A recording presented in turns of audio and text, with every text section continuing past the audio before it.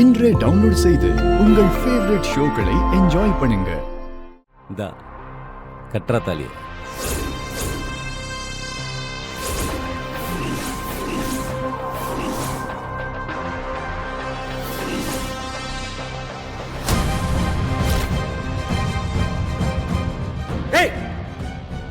நான் தான் சொல்றேன்ல,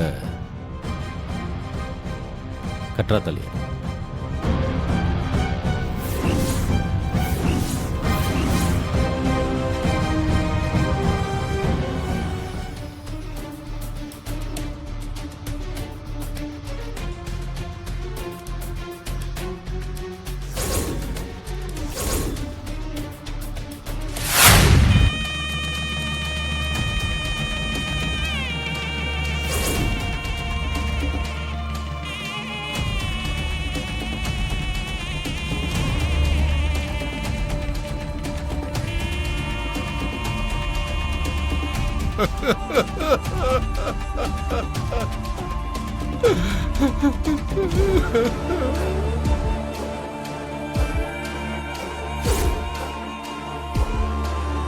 என்ன இது பாலு? இதுக்குதான் நான் உங்களுக்கு இவ்வளவு தூரம் சப்போர்ட் பண்ணேனா? ரொம்ப தைரியமான பொண்ணுன்னு சொன்னீங்க, கடைசியில இப்படி பண்ணிட்டா. கடைசியில அநியாயம் தான் ஜெயிச்சதுல.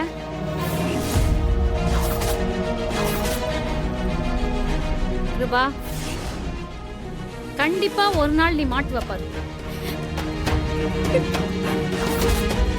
என்னை இப்படி ஊர் முன்னாடி உட்கார வச்சு என் வீட்டு பொண்ணையே வெளியே தூக்கிட்டு போயிட்டல. இப்ப நீ ரொம்ப ரொம்ப ஆசையா வச்சிருந்த பாரு வீடு, அத செங்கல் செங்கலா பிரிச்சு தரமட்டமாக்க போற. உங்க அக்கா அவன் மாமியாருக்கு கொடுக்க வேண்டிய 10 லட்சத்தையும் நீ என் வீட்டுக்கு வந்து எப்படி நடந்துக்கிறத பார்த்துட்டு தான் தர முடியும். அது வரைக்கும் உன் அக்கா வாழை வெட்டி அவன் வீட்டில் தான் இருப்பான். இனிமே நீ என் அடிமை.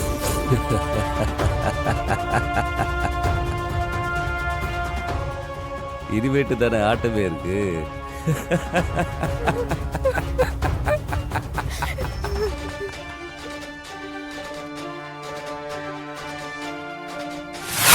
மாதிரி எல்லாம் பண்ணி அந்த பொண்ணு கழுத்துல தாலி கட்டியாச்சு.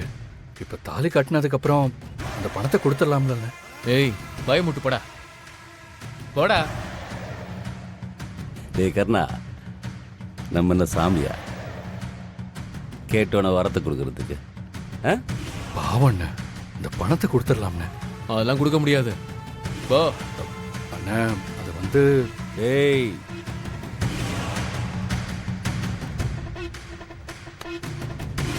புதுமாப்பிள்ள ஆயிட்டல்ல, இதெல்லாம் போட்டு குழப்பிட்டு இருக்காத. போய் நடக்க வேண்டிய வேலை பாரு.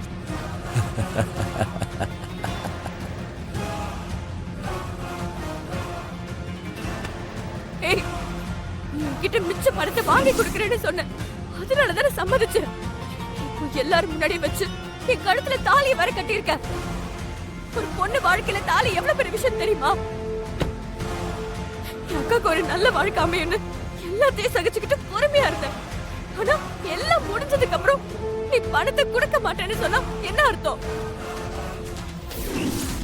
என் வாழ்க்கையை நாசமாக்குறது மட்டும் இல்லாம இப்போ என் அக்கா கழுத்துலயும் தாலி ஏற விடாம பண்ணிட்டு நீங்க பட்டைக்கு கிளம்பி போயிட்டே இருக்கீங்க. சொல்லு, நீங்க சொன்ன மாதிரி பண்ணா பணத்தை தரேன்னு சொன்னீங்கல்ல. ஆமா சொன்னோம். இப்ப கொடுக்க முடியாது. என்ன பண்ணுவ? முடிஞ்சத பாத்துக்க. ஏன் எங்களை இப்படி கஷ்டப்படுத்துறீங்க? நான் என்ன தப்பு பண்ணேன்? ஜபார், இது கிருபா உனக்கு கொடுக்குற தண்டனை.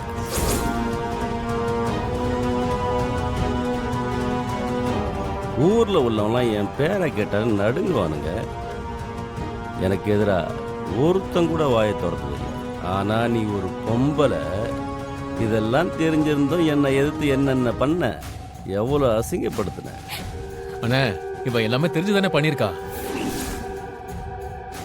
தபார், இப்ப எல்லாத்துக்கும் மேல எங்க கட்டுப்பாட்டை மீறி எங்க பொண்ணை வெளியே கூட்டு போய் படிக்க வச்சிருக்க. இதுக்கெல்லாம் சேர்த்து உனக்கு ஒரு பாடம் கற்றுக் கொடுக்கத்தான் இவனை வச்சு உன் கழுத்துல தாலி கட்ட வச்சு.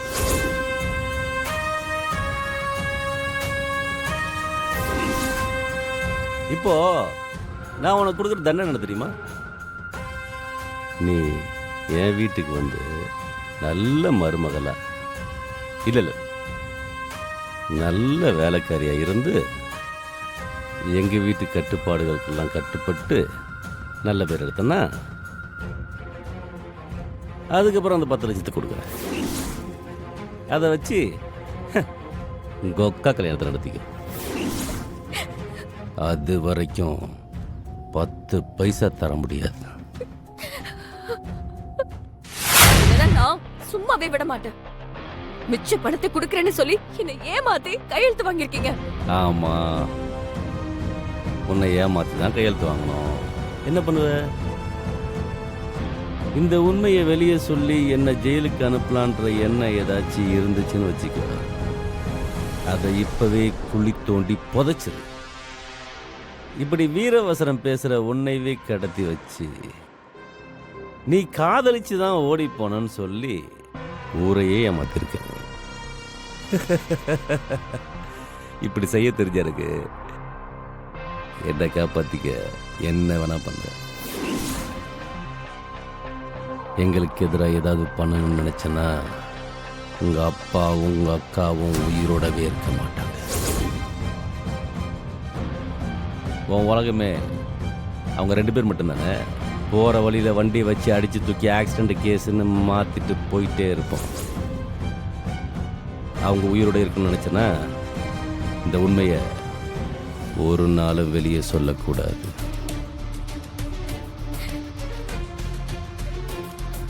என் வாழ்க்கையை கெடுத்துட்டேன்னு நினைச்சு சந்தோஷப்படாதீங்க. ஒரு தாலியை கட்டிட்டா நீங்க சொல்றதுக்கெல்லாம் நான் கட்டுப்படுவேனா? முன்ன பின்ன தெரியாத இவன் கூட ஒரு வாழ்க்கையை என்னால நினைச்சு பார்க்க முடியல. இங்க பாருங்க, மண்டபத்துல வச்சு பணம் தரேன்னு சொன்னீங்கல்ல, இப்ப நீங்க இவகிட்டையும் கையெழுத்து வாங்கிட்டதா சொல்றீங்க. அப்ப எனக்கு கொடுக்க வேண்டிய 10 லட்சத்தை கொடுங்க. ஏன் கல்யாணத்தை நான் நடத்திக்கிறேன். நாங்க பேசுனபடி உனக்கு 10 லட்சம் ரூபாய் கொடுக்க முடியாதுன்னு சொல்றதுக்கு காரணம் யார் தெரியுமா? உன் தொங்கச்சி.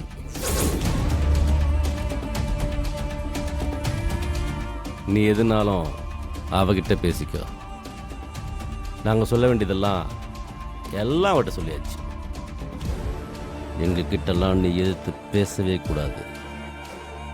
பாவி பாவி, உன் கல்யாணத்தை நடத்திட்டு என் கல்யாணத்தை நாசமாக்கிட்டல.